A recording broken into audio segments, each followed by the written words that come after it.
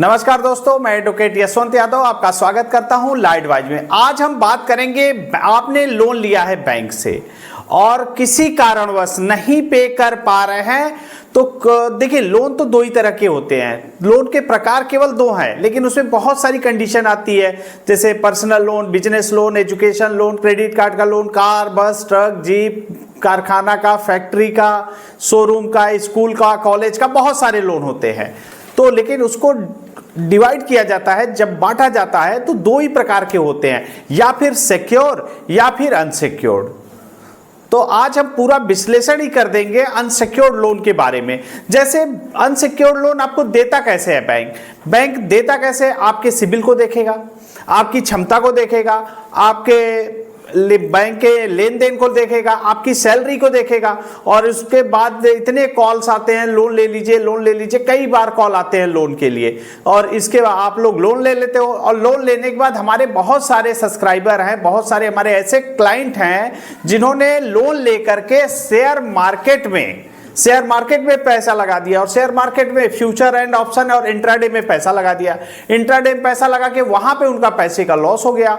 या फिर कुछ बहुत सारे हैं तो ऑनलाइन गेमिंग में परेशान हैं, ऑनलाइन गेमिंग के जैसे उनको जाल में फंसा लिया जा रहा है, और फंसाने के बाद उसके बाद वहां से उनके पूरे पैसे खत्म हो जा रहे हैं। 15 लाख, 20 लाख, 25 लाख, ऐसे तो हमारे क्लाइंट हैं जिन्होंने ऑनलाइन गेमिंग में पैसे को हार गए हैं। तो उसके बाद आपने करते क्यों है? 1 लाख के चक्कर में, 1 लाख है 10 लाख बन जाएगा, 10 लाख है 1 करोड़ बन जाएगा, 1 करोड़ है 2 करोड़ बन जाएगा। ऐसा लालच में आकर के आप ये लोन पे लोन लेते जाते हैं कि यहां से एक लोन बैंक का EMI देना है, उसके बाद हमारे अमाउंट को बढ़ते चले जाएंगे, 1 का 2 होगा, 2 का 4 होगा, ऐसे होगा। लेकिन ऐसा होता नहीं है, पता चलता है कि आपका लॉस हो जाता है, नुकसान होता है। तो बैंक करेगी क्या? और इसके बाद देखिए, बहुत सारी ऐसे ऐप हैं जो ट्रेडिंग कराते हैं, ट्रेडिंग के नाम पे कि ग्राफ ऊपर जाएगा तो आपका प्रॉफिट होगा, नीचे जाएगा तो लॉस होगा। तो बहुत सारी चीजें होती हैं और ऐसा। लेकिन आपको मैं कहूंगा, अगर आपको शेयर मार्केट में ही जाना है तो आप, हमारे हिसाब से एक ETF होता है, एक्सचेंज ट्रेडेड फंड। मैं तो टॉपिक से अलग जा रहा हूं, शेयर मार्केट की तरफ। ETF मैं जो ट्रेड करता हूं, मैं अपना बता रहा हूं, क्योंकि मैं सेबी रजिस्टर्ड नहीं हूं। अगर मैं सेबी रजिस्टर्ड नहीं हूं तो आपको नहीं बता सकता कि हाँ सेबी रजिस्टर्ड नहीं है, लेकिन मैं जो करता हूं मैं अपनी बात को बता सकता। मैं ETF में ट्रेड करता हूं, एक्सचेंज ट्रेडेड फंड, और मेरा पोर्टफोलियो में देखेंगे, मैं पूरा आपको दिखा भी सकता हूं, तो उसमें देखेंगे तो प्रॉफिट में ही रहता है। फिलहाल ये मेरा टॉपिक नहीं है, हम टॉपिक से अलग जा रहे थे। अब आ जाते हैं टॉपिक पे। ये जो ऑनलाइन प्लेटफॉर्म पे है, प्लस माइनस होगा, ग्राफ देखेंगे, चार्ट देखेंगे, इसमें बहुत सारे लोगों का लॉस हो जाता है। लॉस होने के बाद लालच में लॉस होता है कि 1 लाख का 2 लाख, 10 लाख का 15 लाख, 1 करोड़ का 2 करोड़ बना लेंगे। ऐसे लालच देने में, लालच में आप लोग का पैसा का नुकसान हो जाता है। फिर क्या होगा? फिर बैंक क्या करेगी आपके साथ? अब इस पे बात करते हैं। बैंक का प्रकार है लोन का 2, एक होता है सिक्योर, एक होता है अनसिक्योर्ड। तो बैंक आपके साथ अनसिक्योर्ड लोन में बैंक क्या क्या कर सकती है? अब बैंक अपने पैसे को देखिए, बैंक जब अनसिक्योर देती है तो उसमें बैंक का डर ज्यादा है। बैंक का सबसे ज्यादा डर तो बैंक का है, क्योंकि बैंक का ही डर इसमें ज्यादा रहता है, क्योंकि उसमें सिक्योरिटी नहीं है। इसमें बैंक के पास कोई सिक्योरिटी नहीं है, कोई चीज मॉर्गेज नहीं है, कोई चीज प्लेज नहीं है, कोई चीज गिरवी नहीं है। तो उस कंडीशन में वो आपके इनकम को देखता है कि आपकी सैलरी अच्छी है, आपके सिबिल को देखता है कि आज तक आपने कभी बाउंस नहीं किया, आपका सिबिल अच्छा है, आप ईमानदार हैं, और आपका क्रेडिट स्कोर अच्छा है। तो आपके देख करके ये आपको पर्सनल लोन, क्रेडिट कार्ड का लोन, फ्री अप्रूव्ड लोन, तो ऐसे कंज्यूमर लोन, तो ऐसे ऐसे लोन जो कि अनसिक्योर्ड की कैटेगरी में आते हैं, एजुकेशन लोन, तो आपके सिबिल को ठीक ठाक देख करके ये आपको लोन दे देते हैं। उसके बाद ये हो गया आपका अनसिक्योर्ड लोन की बात। अब आ जाते हैं सिक्योर्ड लोन पे। सिक्योर्ड लोन में क्या आता है? जैसे बैंक अपने, उसमें बैंक का कोई रिस्क नहीं होता है। जो सिक्योर लोन होता है, सिक्योर लोन में बैंक का कोई रिस्क नहीं है। क्यों? क्योंकि बैंक के पास पावर आती है, बैंक के पास एक, उनके पास अनसिक्योर लोन में तो डरते हैं, लेकिन सिक्योर लोन में वो नहीं डरते हैं। सिक्योर लोन में इसलिए नहीं डरते हैं क्योंकि उनके पास, अगर आप होम लोन लेते हैं तो होम लोन में प्रॉपर्टी मॉर्गेज है, प्रॉपर्टी मॉर्गेज होती है, तो प्रॉपर्टी का पेपर वहां पे रखा होता है, उसके पास उनकी पावर होती है, नहीं देंगे तो वहां से सरफेसी एक्ट लगा करके वहां से रिकवर कर लेंगे। कार लोन होता है, प्रॉपर्टी का पेपर जो होता है वो मॉर्गेज होता है, उसको मॉर्गेज किया जाता है। और कार लोन में जब आप अपनी आरसी को देखेंगे तो उस पे एचपी लिखा होता है, माने उसका मालिकाना हक जो है कंपनी के पास है, जिन्होंने लोन दिया है लोन की कंपनी के पास है। उसके बाद आप लोन की ईएमआई पूरी पे करते हैं, उसके बाद वहां से एनओसी मिलेगा, एनओसी के बाद आपका जो पेपर है, पेपर आपका कार का जो पेपर है रजिस्ट्रेशन सर्टिफिकेट, उस पे से उसका नाम हटाया जाएगा। और उसके बाद एक सिक्योर लोन में आता है गोल्ड लोन। गोल्ड लोन ये पूरी तरह से ही सिक्योर्ड है, ये तो गोल्ड को प्लेज करके, गोल्ड को गिरवी रख करके प्लेज करके लोन लिया जाता है, उसको गोल्ड लोन। अगर गोल्ड लोन में सिक्योर लोन है, क्यों? क्योंकि गोल्ड लोन में उन्होंने पूरा चीज आपके नहीं पे करेंगे तो गोल्ड को सेल कर देंगे, गोल्ड को सेल करके वो मॉर्गेज प्लेज जो किया हुआ है उस अमाउंट को वहां से रिकवर कर लेते हैं। तो इसमें ये सिक्योर लोन की श्रेणी में आता है। होम लोन, प्रॉपर्टी के against loan, car loan, gold loan, ये लोन आ गया आपका सिक्योर लोन में। अब आते हैं सिक्योर लोन को रिकवर करने के लिए बैंक के पास एक बहुत बड़ी पावर आ गई है, सरफेसी एक्ट 2002। सरफेसी एक्ट में क्या होता है, आपका अकाउंट एनपीए में जाएगा। एनपीए में जाने का मतलब होता है नॉन परफॉर्मिंग एसेट, आपके पैसे से बैंक को कोई लाभ नहीं हो रहा है, तो उस कंडीशन में आपका अकाउंट हो जाएगा सिक्योर, माने आपका अकाउंट एनपीए हो जाएगा, नॉन परफॉर्मिंग एसेट। तो उसमें क्या होगा, बैंक आपके उस 13(2) का सरफेसी एक्ट 2002 के तहत 13(2) का नोटिस आपको इशू करेगी। 13(2) के नोटिस के बाद 60 महीने का समय होता है, 2 महीने का समय होता है, 60 दिन का समय होता है, सॉरी मैंने शायद गलत बोला, 60 दिन का समय होता है या 2 महीने का समय होता है। उसके बाद 13(4) की नोटिस होती है, उसके बाद डीएम साहब का आदेश होता है। ये होता है प्रोसेस। आप इस पे डीआरटी कोर्ट से स्टे ले सकते हैं। उसके बाद आपकी प्रॉपर्टी को सेल ना कर पाए उसके लिए जो प्रोसेस है, आपकी प्रॉपर्टी को औने पौने दाम में नहीं सेल कर सकते, इसका जो प्रोसेस है उसको करना पड़ता है। और कभी भी सरफेसी एक्ट का नोटिस आता है तो हल्के में ना ले, नहीं तो आपकी प्रॉपर्टी जा सकती। किसी एक्सपर्ट एडवोकेट से राय लें जो उस लोन से संबंधित हो, जिन्हें लोन की जानकारी हो, उनसे बात करें। अब हम आ जाते हैं, आज का हमारा जो टॉपिक होगा, ये तो हो गया सिक्योर लोन और अनसिक्योर्ड लोन के बारे में। अब हमारा टॉपिक क्या है, पर्सनल लोन। जो पर्सनल लोन में कोई चीज गिरवी नहीं होती। अनसिक्योर्ड लोन के बारे में कहते हैं, तो पर्सनल लोन में कोई चीज मॉर्गेज नहीं होते, उसमें रेट ऑफ इंटरेस्ट जो होता है आरओआई बहुत ज्यादा होता है, 12% से लेकर के 30% तक होता है। तो इतना ज्यादा होता है, तो होता इतना ज्यादा क्यों है, अब इस पे बात करते हैं। होम लोन तो आपको आसानी से मिल जाता है 6%, 7%, 8% में, लेकिन आपको अनसिक्योर्ड लोन 10, 12 से शुरू होते हैं, 12 से लेके 30 तक लगा देते हैं इंटरेस्ट रेट। तो ऐसा करते हैं क्या, जैसे 100 लोग हैं, 100 लोग में से 80 लोग ने लोन को दे दिया, 20% लोग परसेंटेज पे आ जाते हैं, 100 है, 100 में से 80% लोग ने दे दिया, 20% लोग नहीं दे पा रहे हैं, तो बैंक का तो नुकसान हो रहा है। तो उस कंडीशन में होता क्या है, जैसे बैंक के पास पैसा आता कहां है, आपके एफडी से आता है। एफडी पे इंटरेस्ट कितना देते हैं, 7%, 8%, मैं मैक्सिमम बता रहा हूं, 8 तो देते ही नहीं है। फिक्स डिपॉजिट करते हैं तो आपको 7% मिलता है, लेकिन उसी पैसे को बैंक लोन में जो दे रही है उसको 12% में, 15% में, 20-25% तक में दे रही है। तो वहां से इनकम हो रही है, आपको दे रही है 8% और आगे से ले रही है 24%। तो उस कंडीशन में उसके बीच का जो अमाउंट होता है, जो गैप होता है, उससे वो प्रॉफिट कर रही है, वो अपनी इनकम कर रही है। तो बैंक को भी तो मालूम है कि अनसिक्योर्ड लोन है तो हाई रिस्क है, वहां पे तो गेन भी ज्यादा है ना, क्योंकि अनसिक्योर्ड है, वहां पे रिस्क ज्यादा है तो इंटरेस्ट रेट भी ज्यादा है। क्योंकि 100% में से 80% ने दिया, 20% अगर नहीं दिए तो उस कंडीशन में यहां से रिकवर हो जाएगा, तो इसलिए इंटरेस्ट रेट ज्यादा होता है। और आपने बैंक से लोन लिया है तो किसी भी डे पर डे 0 से 30 दिन का समय होता है, तो उस पर आपको पास कॉल आनी शुरू हो जाती है।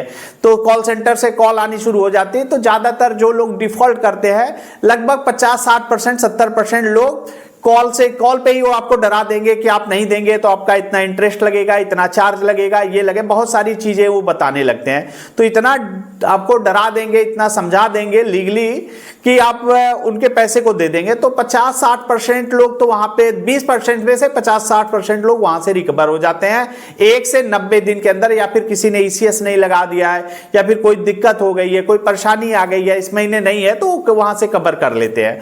उसके बाद कॉल सेंटर से कॉल आने के बाद 90% 70% लोग तो वहां कवर हो जाते हैं। उसके बाद 30 दिन से जब समय बढ़ता है 90 दिन के बीच में, 90 दिन तक जाता है, तो उस पर आपको कॉल आनी शुरू होगी, रिकवरी एजेंट आने शुरू होंगे, उनका हरासमेंट शुरू हो जाएगा। सॉफ्ट कॉल आती थी, अब हॉट कॉल आने लगेगी, आपको ऊंची आवाज में बात करने लगेंगे, तो ऐसे चीजें आपको झेलना पड़ेगा। उसके बाद आपका 90 दिन के बाद आपका अकाउंट को एनपीए में डाल देंगे। एनपीए का मतलब होता है नॉन परफॉर्मिंग एसेट। आपके पैसे से अब बैंक को कोई लाभ नहीं हो रहा है, उसको कहते हैं एनपीए। तो 90% जो बचते हैं, उसके बाद 90% में देने के बाद 10% जो बचते हैं उनके अकाउंट को डाल देते हैं एनपीए में, नॉन परफॉर्मिंग एसेट में। अब आ जाते हैं आरबीआई की गाइडलाइन क्या है।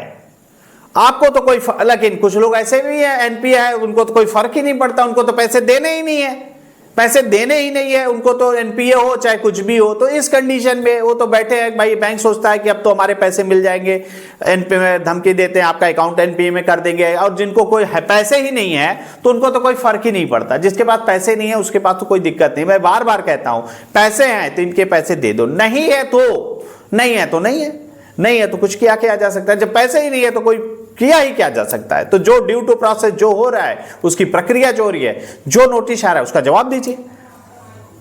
और रिकवरी एजेंट के आते हैं तो क्या राइट्स है, क्या अधिकार है, उनका क्या प्रोसेस है, ये करिए। तो आरबीआई की साफ साफ गाइडलाइन है, आपको पास पैसे नहीं है तो आपसे कोई हार्ड रिकवरी ऊंची आवाज में बात नहीं कर सकता।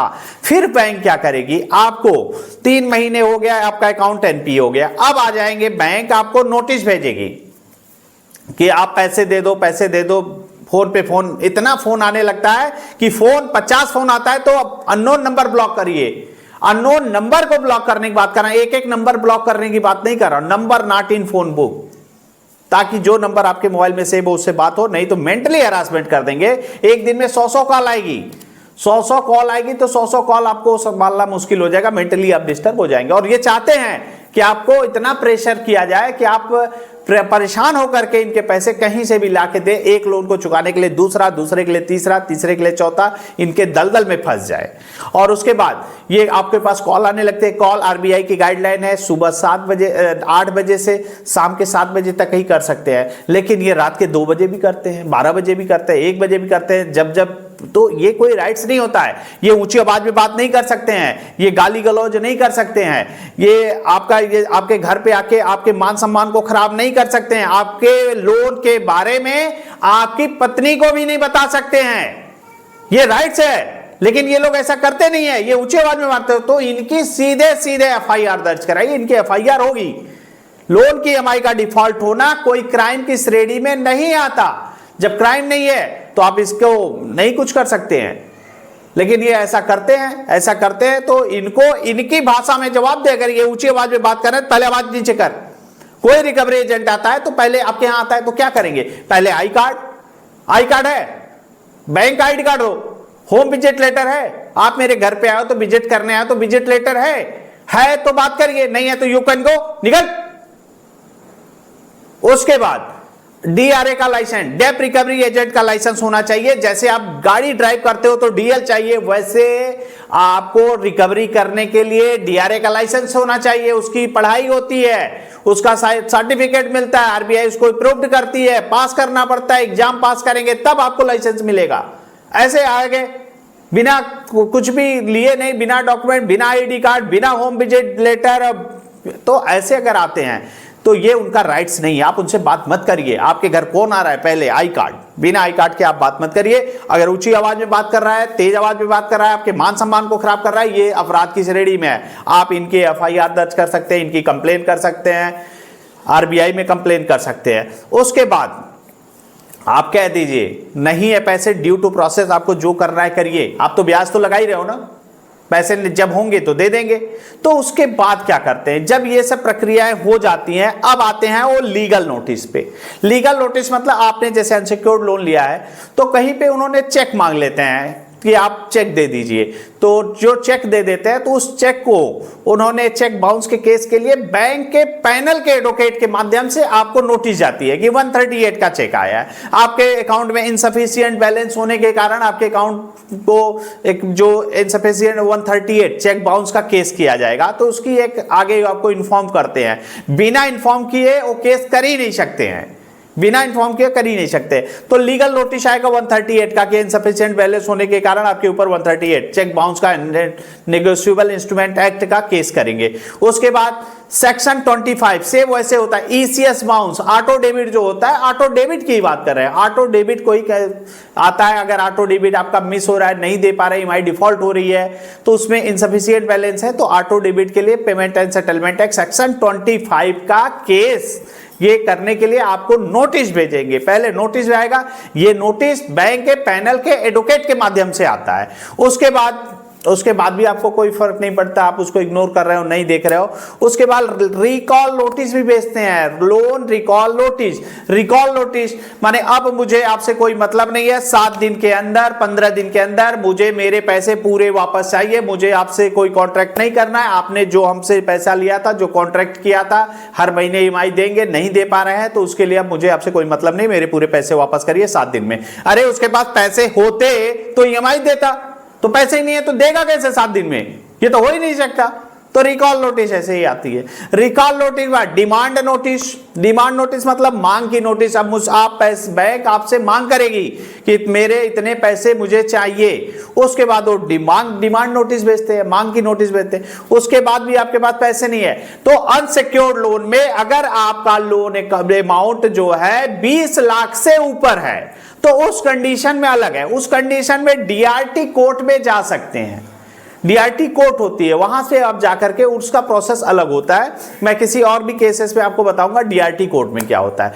तो ये प्रोसेस होता है। उसके बाद भी आगे का क्या प्रोसेस, उसके बाद भी आप यहां से रिकवर नहीं होता है, आपने चेक भी नहीं दिया, आपने ऑटो डेबिट भी नहीं लगाया, आपका क्रेडिट कार्ड का अनसिक्योर्ड लोन है, उसके बाद ये रिकवरी शूट फाइल कर सकते हैं। लेकिन रिकवरी शूट फाइल कम करते हैं क्योंकि रिकवरी शूट फाइल करने में उनको 15 से 20% पहले अमाउंट जमा करने पड़ेंगे, उसके बाद केस चलेगा, फिर समय लगेगा, फिर समझौते पे आएंगे, अंततः सेटलमेंट पे ही आते हैं। बैंक को आपको सजा दिला के कुछ फायदा नहीं है, बैंक तो बिजनेस करने के लिए आए तो बिजनेस करती है, उन्हें पैसे से मतलब है। आपको जेल भी हो जाएगी तो उन्हें क्या फर्क पड़ता है, उनका कोई प्रॉफिट नहीं हो रहा है, तो बैंक सेटलमेंट पे आती है।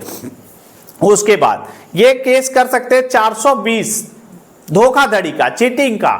क्या ऐसे करते हैं क्या कि आपने कोई गलत दस्तावेज दिया है, आपने कोई एडिट किया हुआ है, सैलरी स्लिप को एडिट किया हुआ है, या फिर कोई भी चीज को आप एडिट करके अगर देते हैं, पैन कार्ड में एडिट किया है या फिर आधार कार्ड में एडिट करके कोई गलत चीज से गलत डॉक्यूमेंट देते हैं, तो उस कंडीशन में आपके ऊपर 420 का केस कर सकते हैं, उस भी कोर्ट में करते हैं। उसके बाद आपको अगर आप विलफुल डिफॉल्ट है, माने आप चल रहे हैं 1 करोड़ की कार से, 50 लाख की कार से, वो भी लोन पे नहीं है, और उसके बाद भी आपको देने हैं 5 लाख 6 लाख रुपए, तो उस कंडीशन में आपको बिलफुल डिफॉल्टर के हिसाब से आपको ऊपर 420 का केस कर सकते हैं। तो उसके बाद ये सब प्रक्रियाएं होने के बाद रिकवरी एजेंसियां जो होती हैं, जो बैंक के जो एम्प्लॉय होते हैं रिकवरी वाले, वो 1-2 बार आते हैं, उसके बाद एजेंसी को दे देते हैं, थर्ड पार्टी रिकवरी एजेंट। तो थर्ड पार्टी रिकवरी एजेंट को डेटा देते हैं, उसके बाद वो कमीशन बेस पे होते हैं कि आप 1 लाख रुपए लाओगे, 10,000 रुपए आपको दिया जाएगा, जो उनका कॉन्ट्रैक्ट हो, 10%, 15%, 20% जो भी हो, तो ये कमीशन बेस पे होते हैं थर्ड पार्टी रिकवरी एजेंट। तो ये आते हैं तो आपको साफ शब्दों में I card, home visit letter, DRA का लाइसेंस, एक पेपर और मांगना है थर्ड पार्टी रिकवरी एजेंट, जो कहते हैं मैं एजेंसी से आया हूं, मैं डायरेक्ट बैंक से नहीं हूं, तो उस कंडीशन में उनको देना क्या है, ऑथराइजेशन लेटर, कि हमारे बैंक ने आपकी एजेंसी को ऑथराइज किया है, उसका ऑथराइजेशन लेटर चाहिए, तब तो मुझे पता चलेगा मेरे लोन के रिकवरी करने के लिए आपको ऑथराइज भी किया गया है कि नहीं। तो वो आते हैं तो उनसे बैंक का ऑथराइजेशन लेटर होगा, और ये लोग ऊंची आवाज में बात करते हैं, गाली गलौज करते हैं, बहुत सारे केसेस इनके होते हैं, तो मेंटली हरासमेंट करते हैं। क्यों? क्योंकि इनका कमीशन जुड़ा है। आप जो पैसे देते हो पैसे में ही उनका कमीशन होता है। 10% 15% अपने कमीशन के लिए परेशान है, तो ये अपने कमीशन के लिए कुछ गलत एक्टिविटी भी करते हैं जो कि गैर कानूनी है। जो आरबीआई की गाइडलाइन में वो इनके ऊपर भी लागू होता है। ऐसा नहीं है थर्ड पार्टी ये कुछ भी करेंगे, ये तो पार्टी सेकंड नहीं, फर्स्ट नहीं, थर्ड पार्टी है ये। तो इनसे डरे घबराए नहीं, अपने राइट्स को, अपने अधिकार को जाने। और रिकवरी एजेंट को डेटा बैंक देती है कि हाँ ये आदमी है, यहाँ पे इतना पैसा बाकी है, इसको आप सूल करके लाइए, तो जो पेमेंट होगा उसका आपको कमीशन मिल जाएगा। उसके बाद आती है बैंक, अब आ जाएगी सेटलमेंट पे। तो पहले ऐसे तो डायरेक्ट सेटलमेंट पे आएगी नहीं, इतनी प्रक्रियाएं कर लेगी, उनको समझ में आएगा अब यहाँ से पैसे नहीं मिल पाएंगे। काफ़ी एनपीए होने के बाद काफ़ी समय बीत गया है, राइट ऑफ की नौबत आ रही है, माने बैंक की नज़र में आपके पैसे को मरा हुआ मान लिया जाता है कि भाई राइट ऑफ हो जाएगा। तो उस कंडीशन में बैंक आती है समझौते पे, टेबल टू टेबल बात करेगी, आपको समझौते के लिए एग्रीमेंट देगी, सेटलमेंट लेटर देगी। पहले तो कहेगी भाई ब्याज पेनल्टी जुर्माना माफ़ कर दे रहा हूँ, उसके बाद भी आप बात करेंगे देखिए नहीं हो पा रहा है, ये कंडीशन है, मेरे पास पैसे नहीं है, तो उस कंडीशन में वो आपके कैपिटल अमाउंट में भी 10% 15% छोड़ेगी। फिर और भी छोड़ते छोड़ते ऐसे ऐसे सेटलमेंट होते हैं, 50%, 40%, 30%, 25% तक भी सेटलमेंट कर लेते हैं।